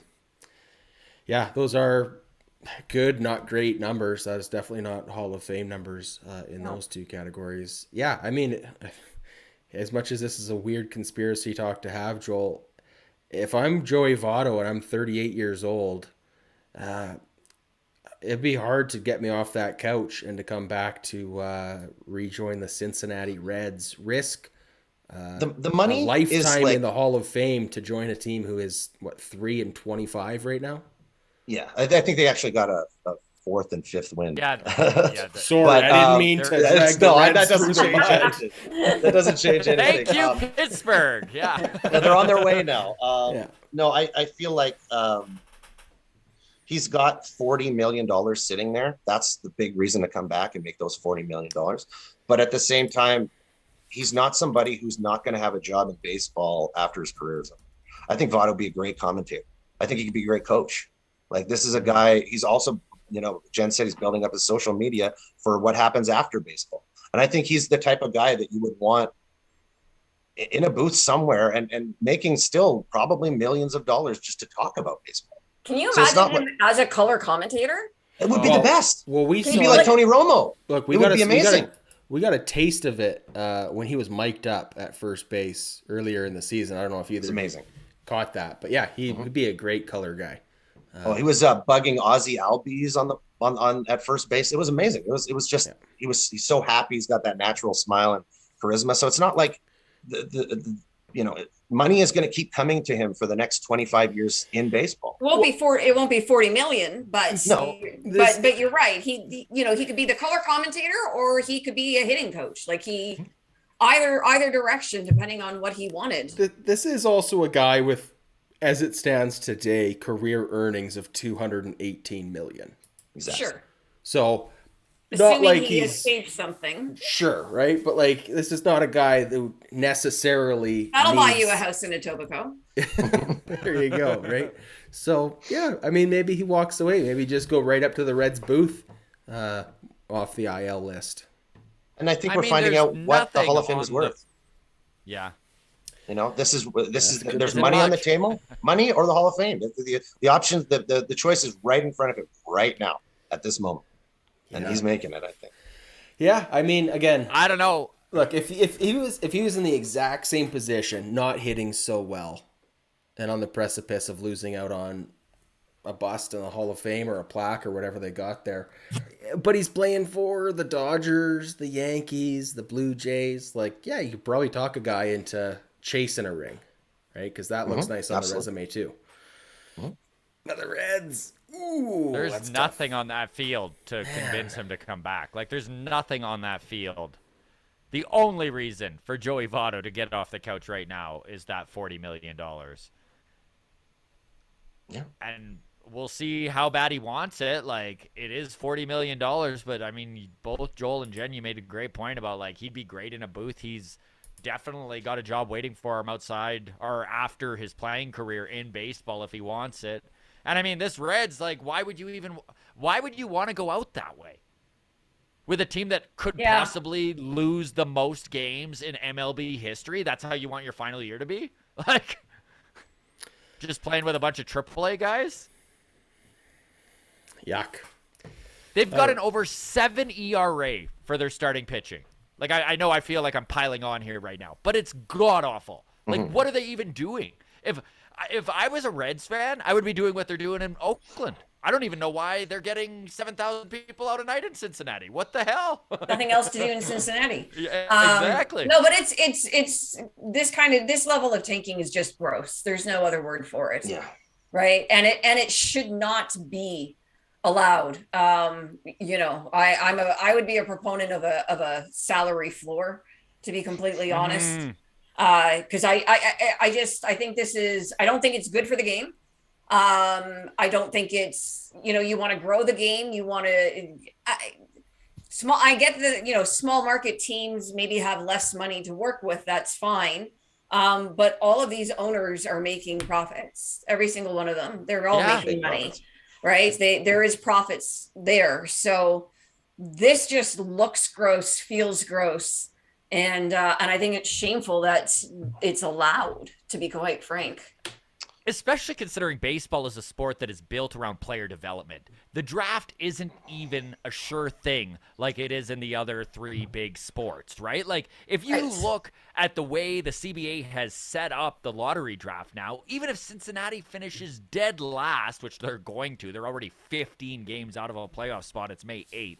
So they're going to finish dead last. They only have a 16.5% chance of winning the lottery. And what's even more crazy about this whole thing is that teams cannot receive lottery picks in 3 straight seasons. Yeah. So not only are they tanking this year, they might not even get a top 1 or 2 or 3 draft pick, but then they're going to be so awful that once 2025 hits, this team's not going to be ready to win. And now they also lose their chance at lottery picks. So it's just like, what? Yeah, you guys Scott, you and I discussed it on Friday's show, but like even having that first overall draft pick in baseball, more than like any other of the major North American sports, is not a sure thing to get a new face of the franchise. Like, And all time there are 3 first overall draft picks inducted into the Hall of Fame. So of all the first overall draft picks, Ken Griffey Jr., Chipper Jones, and Harold Baines are the only 3 to ever make the Hall of Fame. well, So I'm like sure you there are guys had more mentioned- that are coming, but You guys had mentioned the Premier League in one of your last relegation. Relegation. right? And like you can't really bring a minor league team up and then take a pro team down, but like can't you completely blow up the front office and bring in a completely different front office just to be like, listen, this team has to be competitive, and like and shift the owner, like there should be a rule that says, hey, you know what, you're not competing. You've turned a fan base into your own financial windfall, and it has nothing to do with, supporting a team. And the sad, like don't get me wrong, there's a difference between like Oakland, who stays competitive when they blow themselves up and keep them low, but there's nothing about 5-22 that is baseball in any way, shape, or form. You ruin, like, you're the team that a team has to play. Like the Cubs go into a series at the end of the year against the Reds and they're down one game and you get 3 straight wins. Like you're ruining the game on so many levels. And it's been proven that you can win when you're a lower budget team. You just have to take a different approach. You can't just send everybody away, and like the A's can, but the A's bring players back that they know that they can instantly be competitive in some way, shape, or form.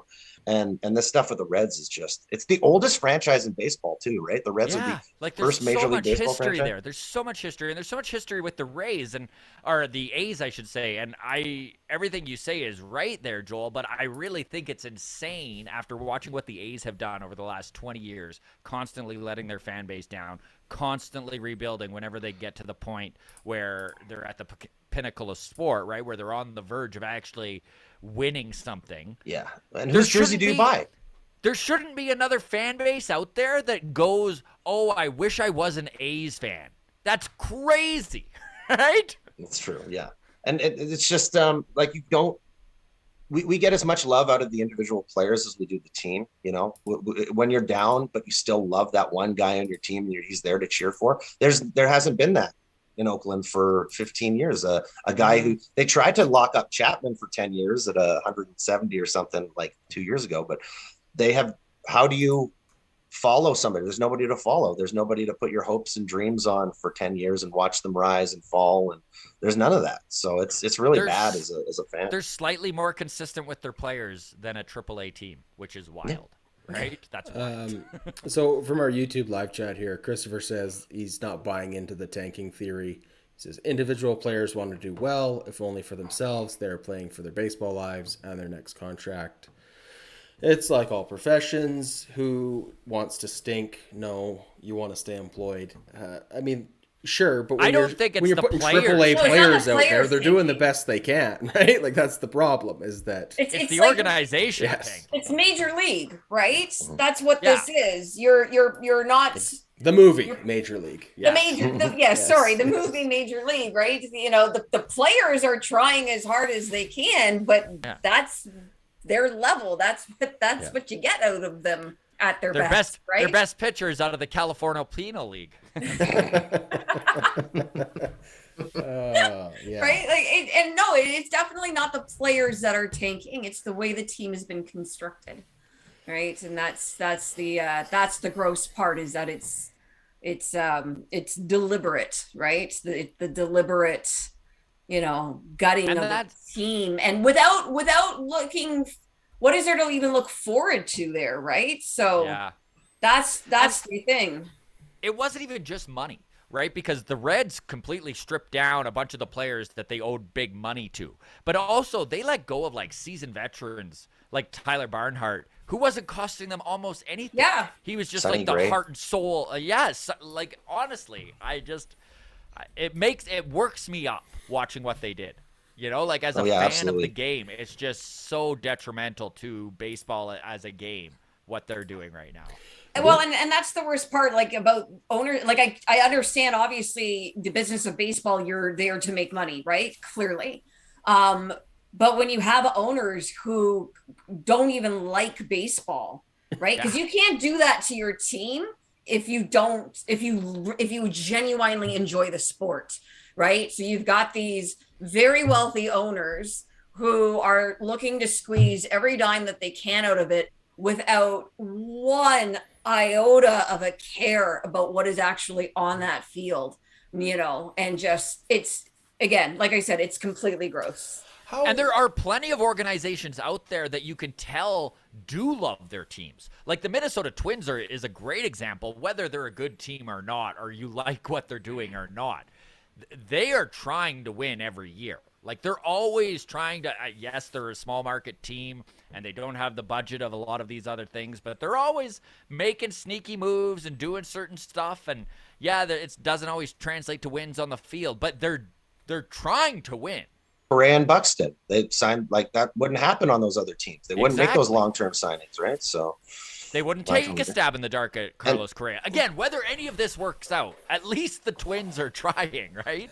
It's I was gonna go ahead. Go ahead, Joel. You go ahead. My thing was that like 20, 25 years ago, like a guy like Steinbrenner, right? Like owning the Yankees, that's all you know him for. Mm-hmm. Right? Could you even tell me what George Steinbrenner did before he owned the Yankees? I actually don't Real know. estate. It was a shipping tycoon, right? You don't know that about him, right? You don't know.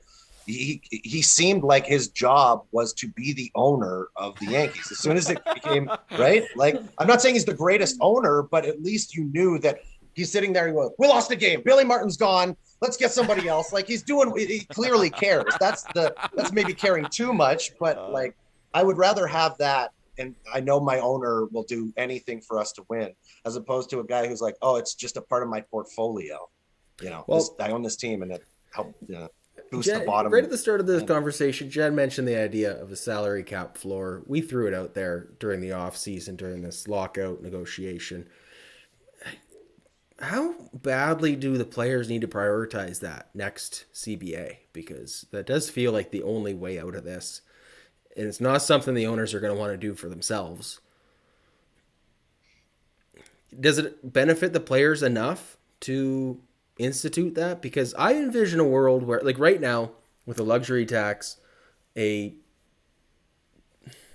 salary that is allotted like on a per year basis is based on today's salary. So if you front end load a contract, right, you give George Springer $30 million this year and then $20 million for the next few years. This year, the number that counts against that luxury tax is $30 million, and then the rest of the years are all 20, right? But in other sports, they have it like averaged across the length of the contract. So in like a Garrett Cole situation, the Yankees could give Garrett Cole $300 million, but pay him, 50 for the first 3 years and then 10 for the last 10 years, essentially, right? Bring that cap hit down to something that is a lot less than $50 million a year. They still have to pay him that money. But then on the backside of that contract, that's a guy that, a team like Cleveland who needs to bring that salary up to the floor can go, hey, we can get a cap hit of $30 million from Garrett Cole. We only have to pay him $10 million, right? It's an out for a contract like Ryu. We were like, hey, let's just send him to Cleveland, right? Like the cap hit brings them up to that salary cap floor of whatever, 70 million or whatever it is, but they only actually have to pay $6 million out of their own bank account. I love that your solution here, Adam, still just benefits the richest and best teams. It does, but whatever. It's still, I don't know, man. Like, look, if I'm a Cincinnati Reds fan, No, you're right. I'd rather go to a game in which like a washed up Garrett Cole is pitching, and maybe they do something where it's like, hey, he found it again in his twilight years, right? Like, I don't know. I'd rather watch an old Garrett Cole than like a guy who's probably not good enough to play AAA and he's playing for the Reds. I don't know. The big thing on TikTok right now is like college teams and what would their chances be against the Reds, right? How would Vanderbilt do against the Reds? Yeah, exactly, right? Like that's all that's being talked about the Reds. Like, can they lose to this college team, that college team? Yeah, it's really bad. Maybe that could be a side tournament at the All-Star break. There you go. I love it. Pair it with the home run derby. All right. Well, last thing to get to here, and then we'll wrap up and get going. Colorado Rockies, the Randall Grichuks of the NL. Are they good this year? Yeah, because they've had the humidor for the last 20 years, and everybody now has a humidor. But they get to go to Colorado and still see the ball fly when they're at home. So they've had this detriment of offense to them for the last 20 years because their run environment is so, great for scoring runs that now everybody has to deal with the humidor. But like, hey, we're already dealing with it. We have something that But they still get the counteracts altitude. the humidor. Yeah. So it's just like at home, they've got an advantage that nobody else has now. It's like the humidor only should have been on one team, right? Because the Rockies, now it's everybody. So now the Rockies don't have the humidor. Yeah. So is that the only mean, difference then? No, I just 1 point. Okay. if you look at the NL West, like every single team in that division is above 500, right? Arizona's coming up the rear and they're 15 and 14, and then Colorado's 16 and 12, San Francisco's 16 and 12, San Diego's 19 and 10, the Dodgers are 18 and 7. Like, this is a really good division. Yeah. And I'm surprised. I did not expect this type of step forward with the Diamondbacks. I mean, everyone kind of projected that they were on the verge of making some step forward. I did not expect them to be where they're at right now. And I mean, I don't know if it will last all year, but it's definitely optimistic for Diamondbacks fans. The Rockies I thought the Rockies were going to be a 300 team. You know, like I thought they were going to be god awful. I thought they were going to take up the rear of this NL West easily, but they've been really good. And We're without 30 Bryant, games in, but yeah. Bryant hasn't really done much. No, he hasn't. I was going to say that Arizona is like the place where it's the opposite of Colorado because it's so dry there. So those balls, like I think the run scoring that's happening in Arizona right now is like, I think both teams in Arizona, no matter like Arizona and their opponents, I think they're around like just 2 runs per game, but like Arizona scoring 2 and their opponents score 2 when they go to Arizona. So they've drastically changed like that dry ball that was in Arizona that would explode off the bat.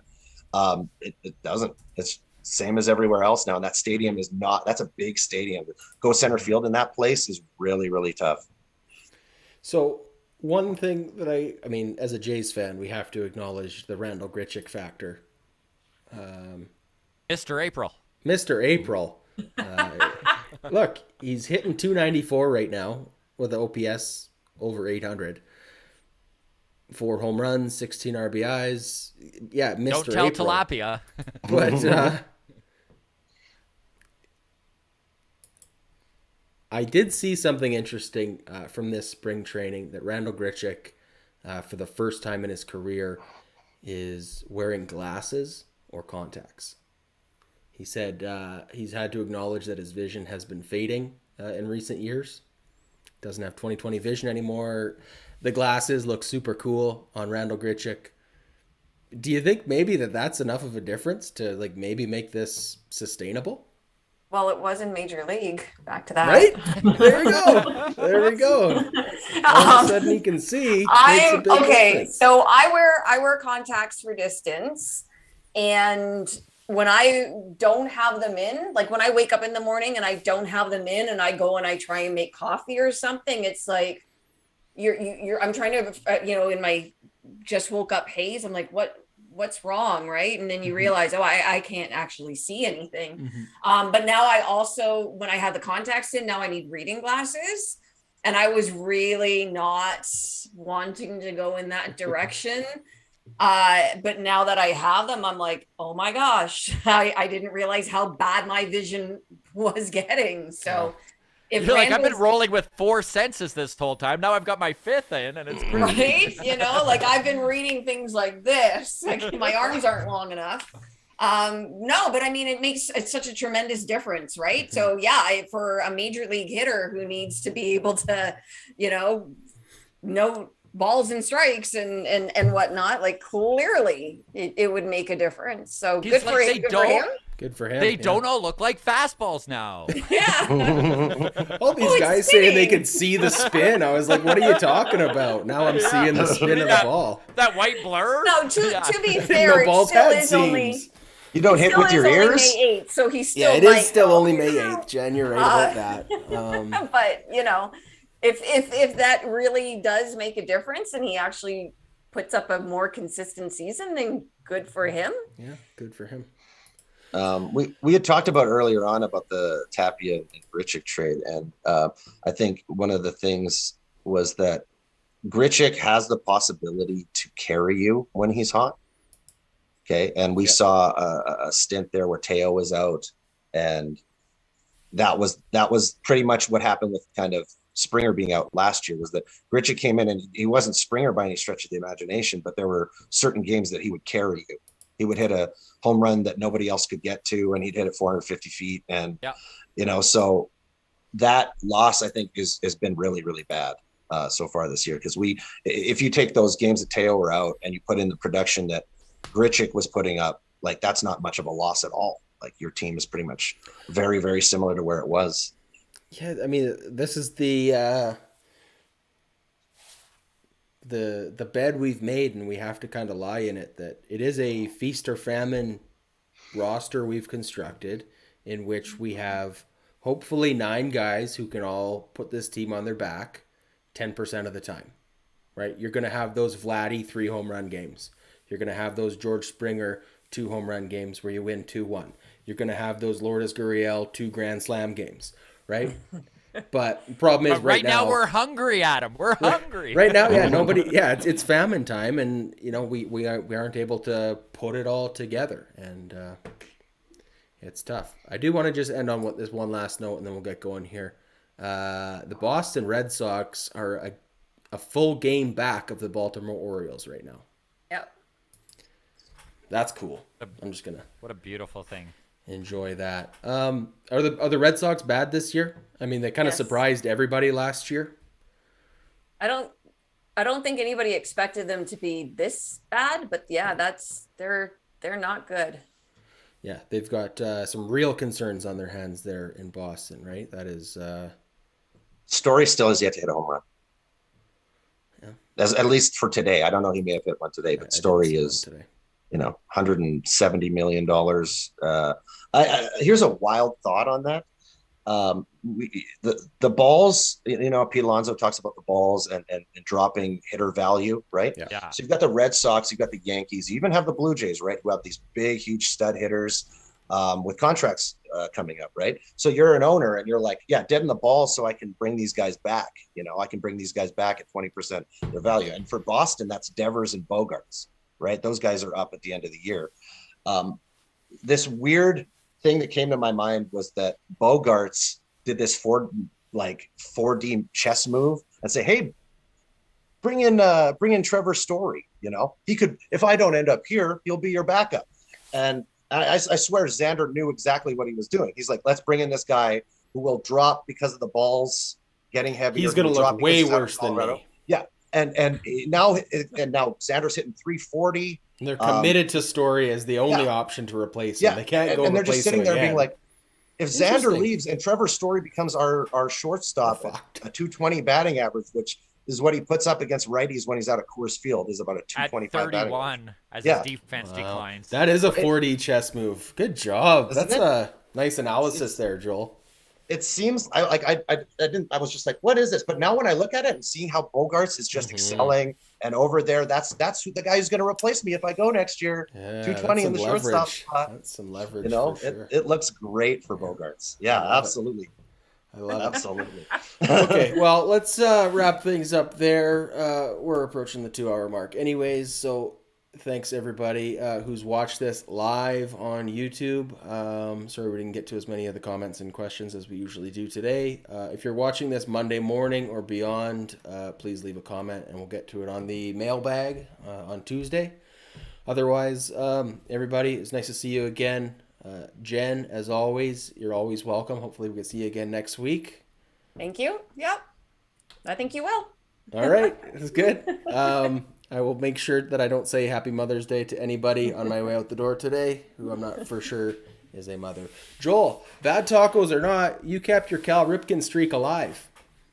I about 45 minutes in, I thought I was going to have to run to the bathroom, but everything subsided, so I made it. All right, that Iron Man good streak job, alive. buddy. 15 for 15 from Joel, so very good. Scott, how about yourself? Got nothing else to do. Yeah, always a pleasure. We'll see you on Tuesday for the mailbag, bud. All right. Good luck in New York and Tampa to our precious little Blue Jays. Go Jays, go.